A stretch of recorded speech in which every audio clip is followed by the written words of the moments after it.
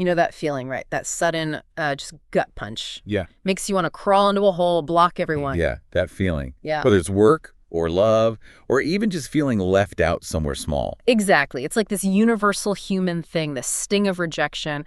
But the real question, the one we want to dig into today, is how do you not just, survive that? How do you actually use it? Make it something that helps you grow stronger. Right. Because it can feel completely debilitating. Yeah. Your first instinct is often to just run, hide away. But a lot of what we'll talk about suggests that leaning into it, actually looking at why it hurts so much, Yeah. that's where the power is. Asking yourself, okay, why did that hit me so hard? Exactly. What's it telling you about your own inner world? Which is why today we're doing a deep dive into exactly that. Bouncing back from rejection, heal your heart, keep trying, don't give up. Yeah. Our mission here is to really unpack the why rejection cuts so deep, and then, crucially, give you some practical, real strategies to handle that pain. Tools you can actually use. Right, to turn that sting into steps forward. So you can move from feeling totally stuck to feeling, genuinely empowered, resilient. Okay, so to really get this, we probably need to start with defining what we mean by social rejection. Good point. It's essentially deliberate exclusion. It can be really active, like bullying someone, making fun of them. Yeah, the obvious stuff. Or it can be passive, ignoring someone, the silent treatment. And what's kind of wild is the research, like those ball toss experiments. I've heard of those, yeah, where they subtly leave someone out. Exactly. Even just a few minutes of that, being left out of a simple game, it's enough to spark real feelings of anger, sadness. Wow, only a few minutes. That really puts it in perspective. It's not just the huge, dramatic rejections then. No, not at all. I mean, look, some rejection is just life, right? Yeah. It happens. Yeah. But it gets really problematic when it's like constant, or if it's happening in a relationship that really matters to you. And, Maslow talked about our need for belonging, for acceptance. It's fundamental, baked in. It's high up on that pyramid of needs. Right. And our self-esteem, it kind of works like a sociometer, an internal gauge, always sort of monitoring our social standing. Okay. And if it detects exclusion, bam, negative emotions flare up to grab your attention, like a warning light. So it's not just in our heads. There's a biological response. I heard something about it linking to actual physical pain. Is that right? That's the really mind-blowing part, actually, your brain. It doesn't make a huge distinction between a broken bone and a broken heart, so to speak. Seriously? Yeah. There's this area, the dorsal anterior cingulate cortex, the DACC. It lights up for physical pain. But guess what? It also activates intensely during social rejection. Social pain is real pain neurologically. Wow. Okay, that explains why it can feel so physically awful sometimes. It does. But here's the hopeful part. The brain doesn't just register the pain. It immediately tries to manage it. Another part, the right ventral prefrontal cortex, the RVPFC, Right. that's linked to regulating pain. It kicks in too. So your brain is already trying to help you cope right from the start. Exactly. Your body is basically primed for the bounce back, even before you consciously decide to do anything. It wants to heal. That's actually really comforting to know. But, okay, if everyone's brain does this, why do some people seem absolutely crushed by rejection while others kind of brush it off more easily? There must be more to it. That's a great question. And yeah, there often is. A lot of times, a really intense fear of rejection. It stems from deeper stuff, like low self-worth. Relying too much on what other people think. Precisely. If your sense of value comes mainly from outside, from external validation, then rejection feels like a direct hit to your core identity. It becomes this painful reminder to, build up that inner sense of worth. And shame often comes along for the ride, doesn't it? Oh, big time. Shame is that awful feeling that whispers or sometimes shouts, "You're not good enough." It makes the fear of rejection feel 10 times worse. I've also heard the term rejection sensitivity. How does that fit in? It's definitely related. Rejection sensitivity isn't like a formal diagnosis, but it's this tendency some people have to anxiously expect rejection, to perceive it readily, sometimes even when it isn't really there, and then to overreact to it. Okay. You can be linked to things like neuroticism or maybe ADHD, where interpreting social cues might be harder. And past experiences, especially chronic rejection, maybe when you were younger, that can definitely wire you to be more sensitive to it. It creates a bit of a negative cycle, unfortunately. And this isn't just emotional turmoil, right? You mentioned it can actually impact physical health, too. Absolutely. If it's chronic, if it's ongoing, the psychological fallout is clear. Loneliness, low self-esteem, sometimes aggression, depression, just feeling insecure all the time. Yeah. But it doesn't stop there. Yeah. It spills over into physical health. Poor relationships are actually predictors of mortality. Think about that. Studies link divorce to higher illness rates. Rejection can harm your immune system. They've even seen effects on HIV progression. It can raise blood pressure, linked to other physical pain conditions. Your body is basically screaming that social connection is vital. Okay, so the stakes are definitely high, but, and this is a big but, I hope we can do something about this, right? We're not just doomed to suffer if we've been rejected. No, absolutely not. That's the crucial message here. Resilience, the ability to handle this stuff. It's not something you're just born with or without. It's a skill. And like any skill, you can practice it. You can get better at it. So resilience is like emotional flexibility, bouncing back. Exactly. It's that ability to roll with life's punches, stay flexible. It's not about pretending things don't hurt, but about navigating the tough times effectively, learning and moving forward. Yeah. You can build that muscle. And the other big piece you hear about is the growth mindset. How critical is that here? Oh, it's foundational. Yeah. A growth mindset is basically believing that your abilities, your intelligence, your talents, they aren't fixed. You can develop them through effort, through learning, through persistence. Versus the fixed mindset where you think, I'm either good at this or I'm not. Precisely. The fixed mindset makes you want to avoid challenges because failure feels like proof you're not smart or talented enough. The growth mindset, it embraces challenges. It sees effort as the path to mastery. It learns from criticism. Like the Star Wars analogy you mentioned, growth mindset is the force, fixed is the dark side. Kind of a fun way to think about it, yeah. Fixed mindset makes you give up easily, ignore feedback. Growth mindset keeps you going, helps you learn from setbacks. So failures aren't just roadblocks, they're actually data points, opportunities. Essential opportunities, that's the key insight. Failures, mistakes, they are necessary for learning and growth. Think of Michael Jordan's famous quote, right? I failed over and over and over again in my life, and that is why I succeed. That is a growth mindset in action.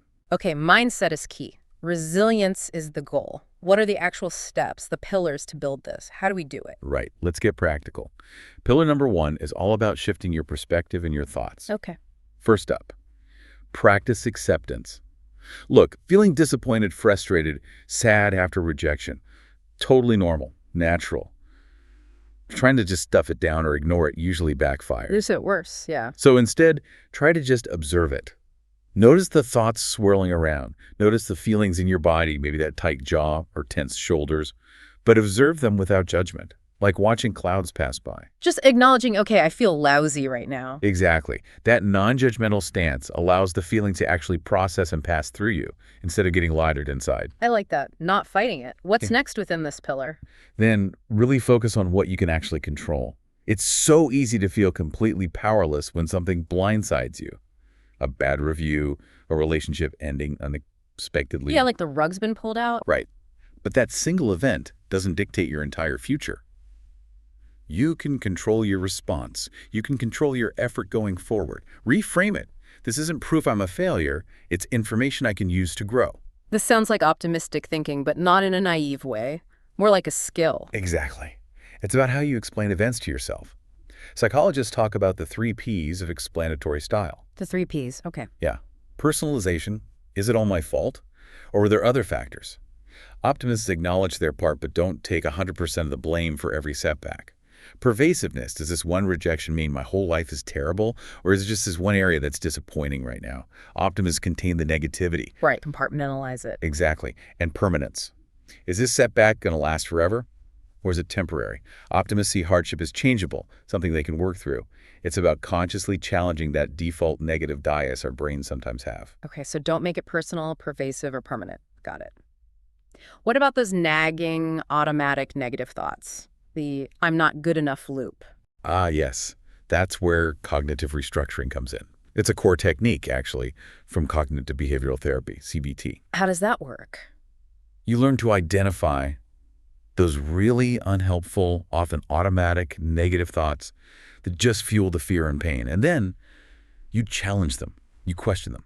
Like cross-examining your own thoughts. Kind of. So instead of they didn't text back, they must hate me, which makes you feel awful and maybe withdraw. Right. You challenge it. Okay, wait. Is that definitely true? What are other possibilities? Maybe you land on a more balanced thought. They're probably just busy, or maybe they forgot.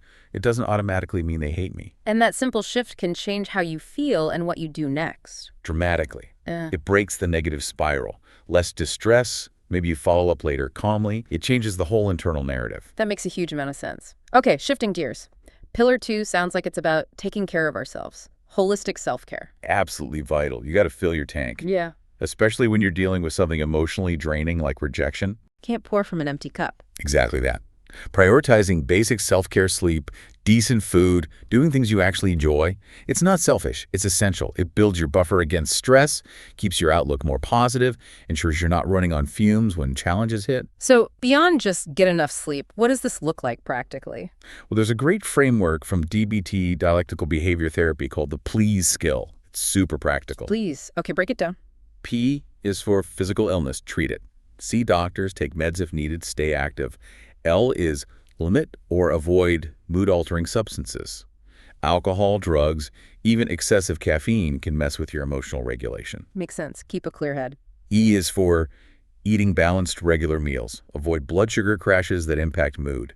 S is sleep. Aim for that 7-9 hours. Keep a regular schedule if you can. Huge mood regulator. And the final E is exercise daily, even just 20-30 minutes of brisk walking. Major mood booster, stress reducer. Please. That's a really handy checklist. It is.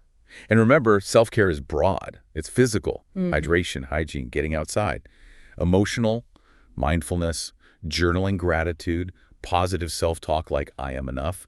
Social, connecting with supportive people, setting boundaries, saying no. Professional, work hours, breaks, being kind to yourself at work. And even spiritual, meditation, nature, acts of kindness. It's about nurturing your whole self. Okay, that comprehensive approach feels really grounding, which brings us nicely to pillar 3, action, growth, and connection. This feels like where we move from insight into doing. Exactly. Time to translate understanding into forward motion. First step here. Embrace courage and work toward a new goal. Courage. Yeah. Think about it. Getting rejected means you put yourself out there. You tried. That takes courage. Acknowledge that in yourself. Okay, good point. Give yourself credit for trying. And then channel that energy. Refocus on what you value by setting a new goal. Could be anything. Learn a skill, start looking for a different job, maybe cautiously re-enter the dating scene, work on mending a relationship. Having a goal pulls you forward. And sometimes that rejection is just showing you it wasn't the right fit anyway. Often. See it as a mismatch, maybe even a redirection, not just a failure. It might be clearing the path for something better aligned with you. What else helps in this action phase? Work on your problem-solving skills. Instead of feeling overwhelmed by a setback, break it down. What are the smaller, manageable steps I can take? Who could I ask for a different perspective? This builds your sense of agency, your feeling of being capable. Taking control back step by step. Exactly. And crucially, don't go it alone. Ah, connection. Pillar 3's third C. Right. Isolation just makes everything feel heavier. Build resilience with others. Reach out to supportive friends, family, colleagues. And be specific. Don't just say, I need help. Say, could you just listen? Or could you help me brainstorm? Or could you be my accountability buddy for this new goal? Specific asks get specific help. Makes sense. And underlying all of this seems to be perseverance. Just keep going. Absolutely. Perseverance is huge. It's that relentless determination, that grit to keep moving forward even when it's tough. It's what builds resilience over time. It's how you learn the biggest lessons from failures. Think about historical figures, Nelson Mandela, Isaac Newton during the plague year. Their incredible achievements weren't just talent. They were fueled by jaw-dropping perseverance. So setbacks aren't stop signs. They're part of the journey. They are the journey often, which links to taking risks and asking questions. Learn to approach things without being paralyzed by the fear of messing up. See mistakes as learning opportunities. Ask questions. Be curious. That fosters deeper understanding and confidence. And you mentioned leveraging your unfair advantage. What's that about? It's about recognizing and using your unique, innate strengths. What comes easily to you that might be hard for others? Are you naturally charismatic? Super organized, a great listener? Identify those personal assets and lean into them when you're trying to bounce back. They're your secret sauce. Okay, use your natural gifts. Now let's circle back to that really tough one. Shame. Any specific tactics for dealing with that directly? Yes, and they're very practical. One thing is to try and externalize it. Visualize your shame. Maybe even draw out your shame monster. Seeing it as separate from you makes it less overwhelming, something you can interact with rather than something you are. Interesting. Give it a form. Yeah. Journaling about it helps too, what triggers it, how it feels. But the most powerful antidote, self-compassion. Treating yourself like you'd treat a friend. Exactly that. Kindness, understanding, gentle physical touch, like a hand on your heart, positive self-talk. Remind yourself, mistakes are normal. I'm worthy of kindness. I'm enough.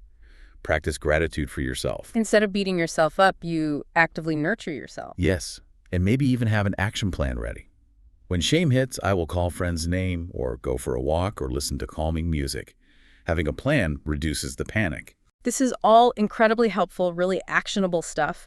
But I imagine even with all these tools, sometimes it just feels like too much. When should someone seriously consider getting professional help? That's such an important point. Building resilience is great, but it absolutely does not mean you should just tuck out major distress alone. Reaching out to a mental health professional, a therapist, a counselor is a sign of strength, a powerful strategy. Not a weakness. Not at all. They have the expertise to help you unpack the thoughts, feelings, behaviors that are keeping you stuck.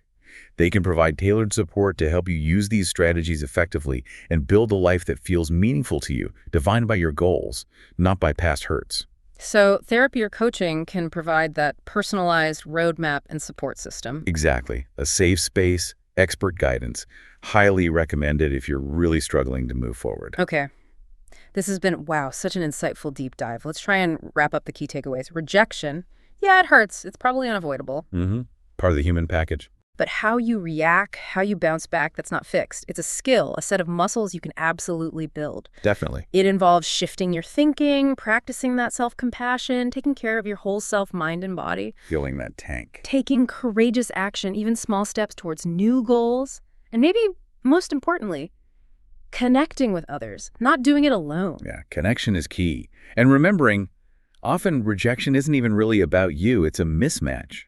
Maybe even sometimes a blessing in disguise steering you somewhere better. Right. Opening a door you wouldn't have seen otherwise. And that leads to maybe a final thought for everyone listening. Yeah. You know, the path to anything worthwhile is almost never a straight line, is it? Definitely not. It's usually full of twists, turns, setbacks, perceived failures, rejections. But what if you started looking at those big rejections not as endpoints, but as crucial redirections? What if they were the very things forcing you to dig deep, discover strengths you didn't know you had, find opportunities that were hidden before? How would embracing that possibility, how might that change how you approach things, setbacks, and new opportunities right from this moment on? Something to think about. That really is a powerful thought to carry forward. Thank you so much for unpacking all of this today. My pleasure. It's important stuff. We really hope this deep dive helps you, our listeners, navigate rejection and keep moving forward. Thanks for joining us. Until next time.